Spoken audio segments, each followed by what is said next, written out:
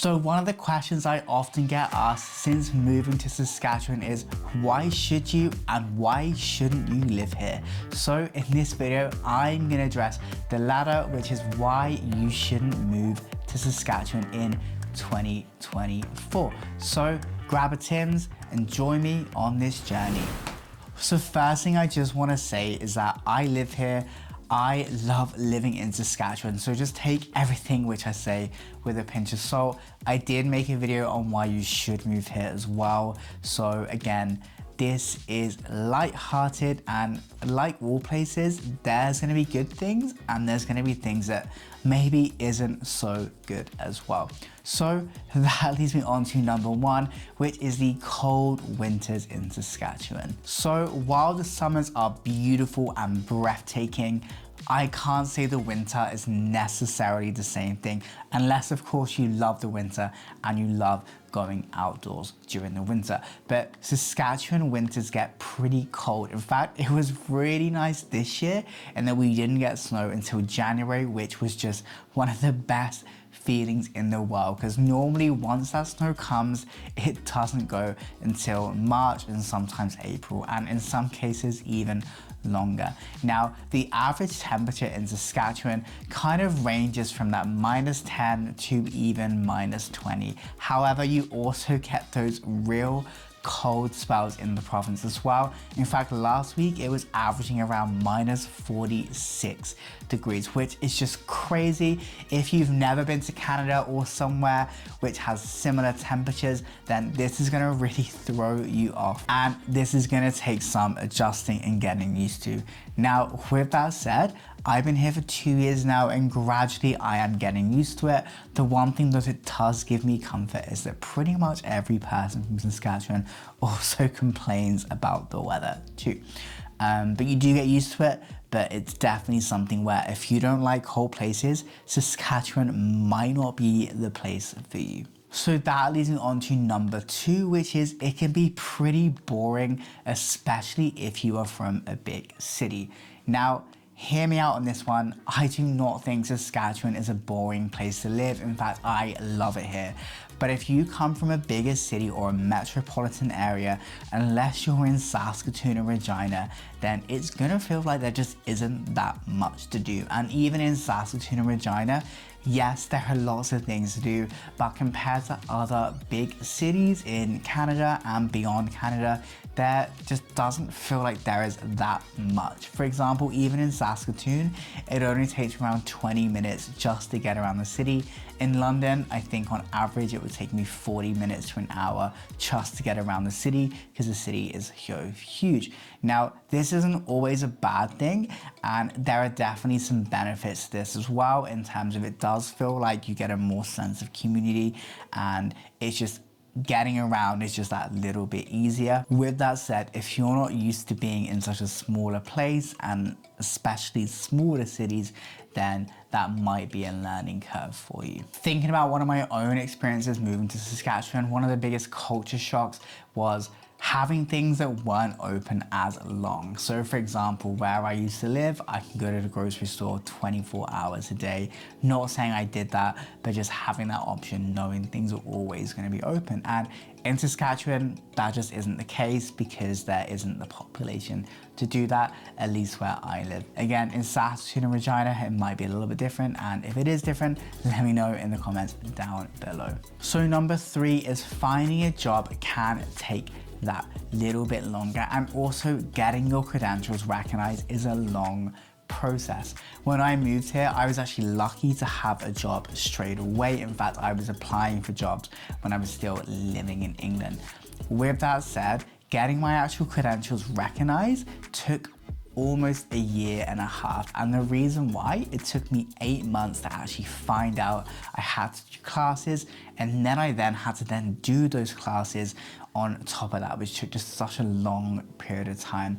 And this is something where if you're moving from another country, I was lucky in the fact that I was able to get a job that still paid okay, but this is something you just want to do your research on before you make that big move. There is nothing worse than not being able to do a job that you are trained to do and that you want to do. And that can be quite tough, especially if you're doing something that you just don't really want to be doing. Now, in my case, those things worked out, but it just took a little bit of time. And at that point in my life, if it wasn't for the fact that I was still doing a good job that I still enjoyed, then I don't know if I would have lasted as long as what I have. So getting a job, again, is something really important, but you want to just make sure you do your research and just be aware finding a job can be a bit more challenging. For me as a teacher, getting jobs is not necessarily the easiest because there are a lot of teachers in Saskatchewan, and there's also some pretty good teachers in the province too.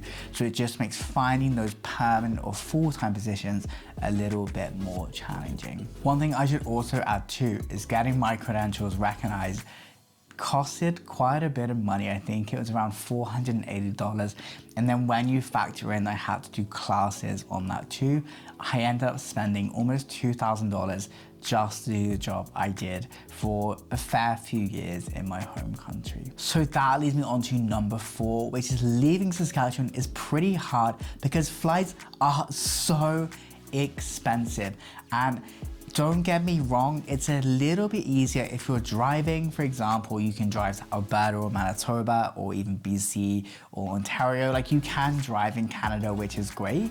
But if you wanted to go outside of Canada, excluding the US of course, it is gonna be expensive. Flying within Canada is not cheap at all. In fact, even for me, I was looking at flights to Vancouver, and that's gonna set me back well over $1,000. And one thing I really miss about Europe, or at least the UK where I was from, is we had such low cost carriers for airlines, which made such a huge difference. I remember paying around £20 to go from London to Copenhagen, where my train fare to the airport was more expensive than the plane. Now, don't get me wrong, there's obviously reasons for this. There aren't as many people in Saskatchewan, the demand isn't there, and in general, Canadian flights are quite expensive.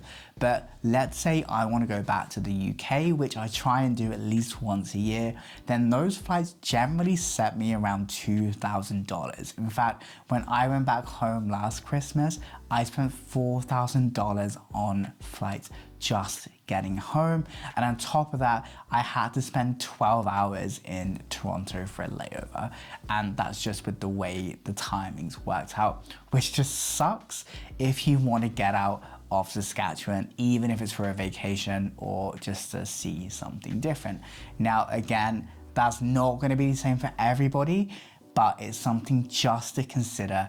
Traveling is just that little bit more challenging. On the flip side though, one thing I will say is there are so many things to do within Saskatchewan too, and for me, it's actually made me really appreciate where I live and actually seeing more of the province. So again, there is a flip side to that, but sometimes I just wish it was a little bit cheaper to go somewhere else if I wanted to do that.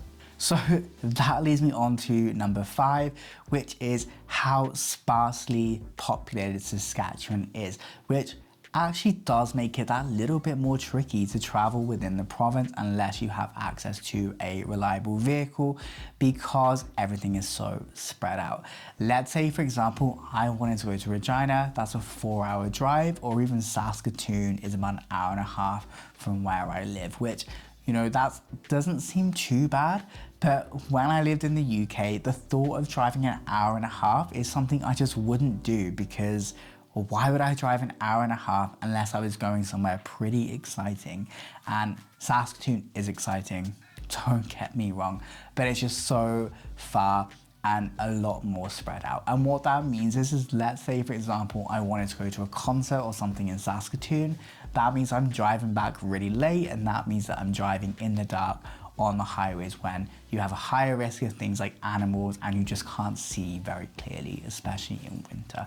So again, I'm not saying that's something that should put you off, because there are obviously benefits to that too, but Saskatchewan is very sparsely populated and it just means traveling around can be a little bit harder. And in most cases, there isn't access to reliable public transportation. So for example, if I wanted to go to Moose Jaw, I couldn't do that with public transportation where I lived. So if I didn't have a car, then I just couldn't go. So that leads me on to number 6, which is the roads are terrible in Saskatchewan. And I feel kind of bad saying this, especially when you think about how hard people work on the highways, and actually they do a really good job, and it's not those people's fault who's doing the highways. It's just because of how cold it gets in our winters, where the roads are constantly having to be maintained because of the extremes of weather. And that makes traveling sometimes just not as fun, especially if you're driving on more gravel roads or single lane highways. And one thing for me, which I really struggle with, especially in winter, is if roads aren't cleared. And maybe this is because I'm just an anxious driver and I'm scared about getting stuck in my vehicle, which has happened before, and knowing that's a real risk. But I find, especially in winter, driving is just not fun. It's scary for some people, especially if it's something you're not used to. Now, I'm hopeful over time I will become more confident driving and that I'm not so worried about those things. But for me right now, that can sometimes limit my travel, especially if I'm traveling at night or in icy conditions. And finally, number 7, you need access to a car. Getting around Saskatchewan pretty much feels impossible unless you have a car. Now, I actually don't own my own vehicle. I actually drive my partner's vehicle, and we car share, which generally works well most of the time, but that's because I can walk to work, which makes a huge difference, and because we're in a slightly smaller area. With that said, if I didn't have that option, then getting around might be that much more difficult, just because there is a lack of public transportation. Now, I'm very aware that you do have public transportation in cities like Saskatoon and Regina and even smaller cities, but it's just not on the same scale as other places. And Saskatchewan is very car-centric of a place. For example, if I want to walk to the grocery store, which I do, especially in the summer, it's not a nice walk. In fact, I'm walking across busy roads and it just doesn't feel like an inviting place where I would want to do that.